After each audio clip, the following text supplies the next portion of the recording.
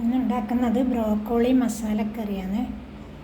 ഈ ബ്രോക്കോളി ആദ്യം തന്നെ ചെറുതായിട്ട് കട്ട് ചെയ്ത്, ഇതൊരു ബ്രഷ് പോലെയുള്ള സാധനമായതുകൊണ്ട് ഇതിൻ്റെ ഉള്ളിൽ പുഴുവോ എന്തെങ്കിലും കീടങ്ങളുണ്ടെങ്കിൽ വൃത്തിയാകാൻ വേണ്ടി ചെറുതായി കട്ട് ചെയ്ത് ഉപ്പ് മഞ്ഞളും ചേർത്ത വെള്ളത്തിൽ കുറച്ച് സമയം കുതിർത്ത് വെക്കും. ഒരു 10 മിനിറ്റ് കുതിർത്ത് വെക്കണം.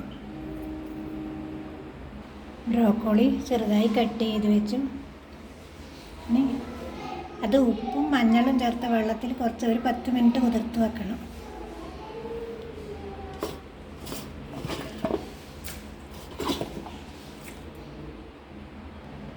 ബ്രോക്കോളി വെള്ളത്തിൽ ഇട്ട് വെച്ചു. പിന്നീട് ഇത് ഉരുളക്കിഴങ്ങും ക്യാരറ്റും എല്ലാം ചേർത്തിട്ടുള്ള ഒരു മസാലയാണ്, ബ്രോക്കോളി മസാലയാണ് ഉണ്ടാക്കുന്നത്. ഇത് കുക്കറിൽ ഒരു വിസിലടിച്ച് വേവിച്ചെടുക്കണം. 1/2 ഗ്ലാസ് വെള്ളം ഒഴിച്ചിട്ട് ബ്രോക്കോളി മസാലക്ക് 2 ഇടത്തര സവാള അരിഞ്ഞ് വെച്ചിട്ടുണ്ട് ചെറുതായിട്ട്, കുറച്ച് ഇഞ്ചി, 2 നല്ല എരിവുള്ള പച്ചമുളക്, 5-6 അരി വെളുത്തുള്ളി, 2 തക്കാളി, കറിവേപ്പില. ഒരു ചുവട് പെട്ടിയുള്ള പാത്രം അടുപ്പത്ത് വെച്ചിട്ടുണ്ട്. ഇതിൽ കുറച്ച് വെളിച്ചെണ്ണ ഒഴിച്ച് വെച്ചിട്ടുണ്ട്. വെളിച്ചെണ്ണയാണ് കൂടുതൽ ടേസ്റ്റ്. ഇനി അതിന് ഇഞ്ചി, വെളുത്തുള്ളി, പച്ചമുളക് ചേർത്തു. ഇഞ്ചിയിൽ ഒന്ന് ചൂടായി വന്നിട്ടുണ്ട്. അന്നേരം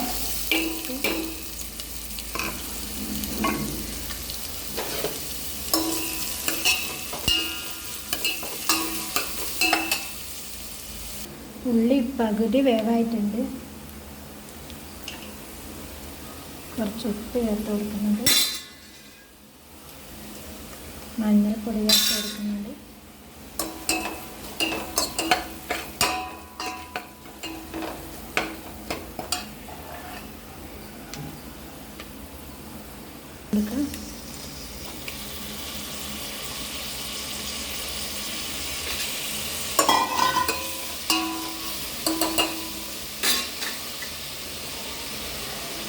രണ്ട് മിനിറ്റ് അടച്ച് വേവിച്ചെടുക്കാം.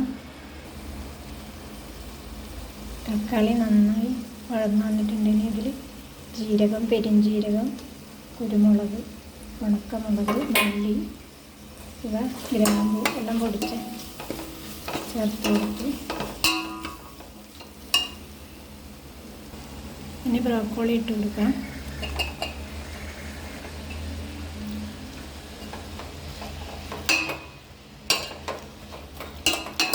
നന്നായി ഇളക്കി മിക്സ് ചെയ്യാം. ബ്രോക്കോളി ചേർത്ത് നന്നായി മിക്സ് ചെയ്തു. എനിക്ക് 1 ഗ്ലാസ് വെള്ളം ഒഴിച്ച് അടച്ച് വേവിച്ചെടുക്കാം.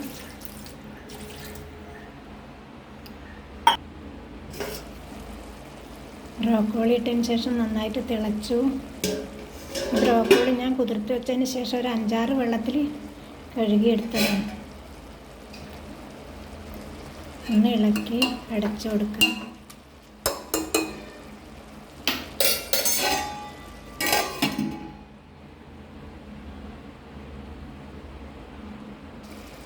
ബ്രോക്കോളി തിളച്ചിട്ട് ഒരു 5-6 മിനിറ്റായി.